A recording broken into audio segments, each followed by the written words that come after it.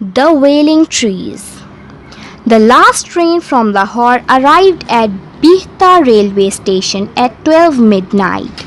Zia alighted from the train and looked out at the darkness and the 5 kilometers he had to walk to reach his village. He preferred to come back from Lahore by 9 p.m. train but was delayed by some task there.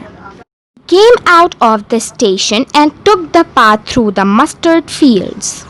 Its pungent aroma came to his nostrils and he was happy as the smell was familiar and it strengthened his courage and he continued walking. The sound of chugging train came to his ears and he turned his head to see the silhouette of the train that was passing through the bridge. The lighted windows of the train gave him the sense of being with so many people and he smiled with relief.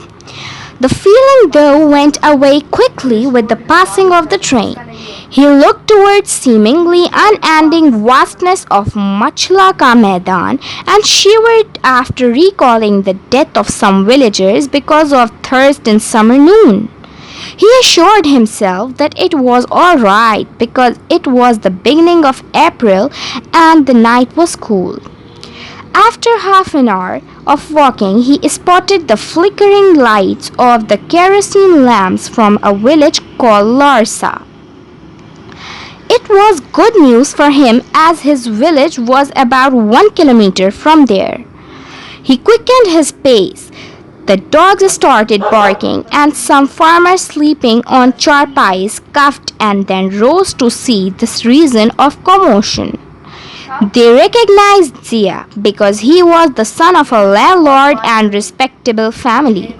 Zia studied in Lahore and was not impressed by the stories of ghosts and supernatural that, according to the villagers, lurked among the cluster of the neem and the palm trees. According to them, it was quite dangerous to pass through those trees at night alone. He rubbished the lore of the coast and went ahead toward his village. It seemed quite okay, but the eerie silence made him nervous, and he felt that the courage he had mustered was draining from his body. He continued advancing. Now he could see the trees that were shaking, and he moved further and heard the loud wailing of the trees. It looked as if many wandering ghosts were wailing in unison. He was frightened, turned and ran as fast as he could back to Larsa. He was panting and shaking violently. When reached near the sleeping villagers, they were alarmed. Zia told them what happened near the trees. 3 of villagers decided to accompany Zia up to his village. The party reached Qazipur village and knocked the main gate of Zia's house. Maid servant opened the door. Zia's mother was awakened by the untimely knock and came out of her room. Zia narrated his ordeal. His mother smiled and asked him to come into her room. She also directed the maid to reward the people from the other village for their cooperation.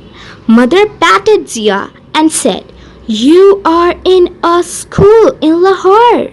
You should know this basic thing that only compared to light. Your vision is always faster than sound. The noise in the trees was always there. You could hear it when you reached near the trees. No ghosts, my dear." Zia smiled and said, "Yes, mother, I will keep up this in my mind. Thank you."